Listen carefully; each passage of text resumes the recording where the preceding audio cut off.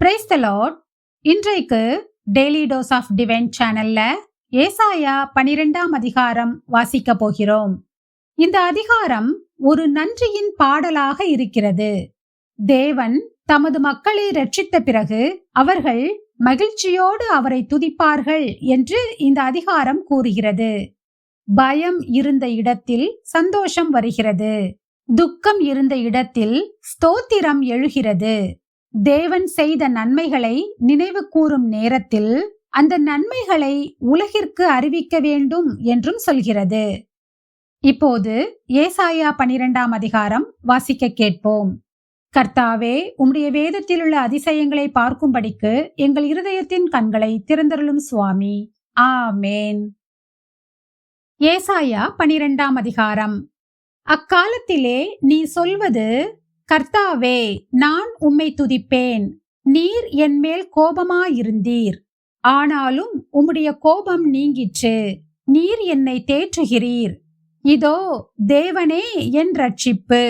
நான் பயப்படாமல் நம்பிக்கையாயிருப்பேன். கர்த்தராகிய யேகோவா என் பலனும் என் கீதமுமானவர். அவரே எனக்கு இரட்சிப்புமானவர். நீங்கள் இரட்சிப்பின் ஊற்றுகளிலிருந்து மகிழ்ச்சியோடே தண்ணீர் மொண்டு கொள்வீர்கள்.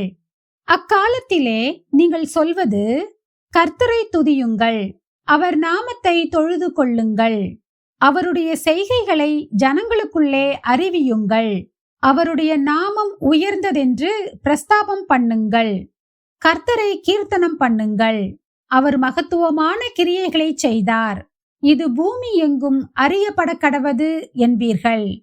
சீயோனில் வாசமாயிருக்கிறவளே, நீ சத்தமிட்டு கெம்பீரி. இஸ்ரவேலின் பரிசுத்தர் உன் நடுவில் பெரியவராயிருக்கிறார்.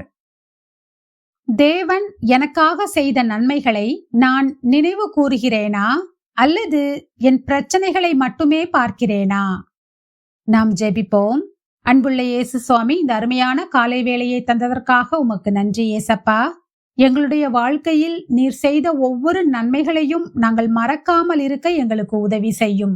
எங்கள் இருதயம் எப்போதும் நன்றியாலும் துதியாலும் நிரம்பி இருக்கட்டும் அப்பா. நீர் செய்த நன்மைகளை நாங்கள் ஒவ்வொரு நாளும் நினைத்து உம்மை துதிக்க எங்களுக்கு கிருபை தாரும்.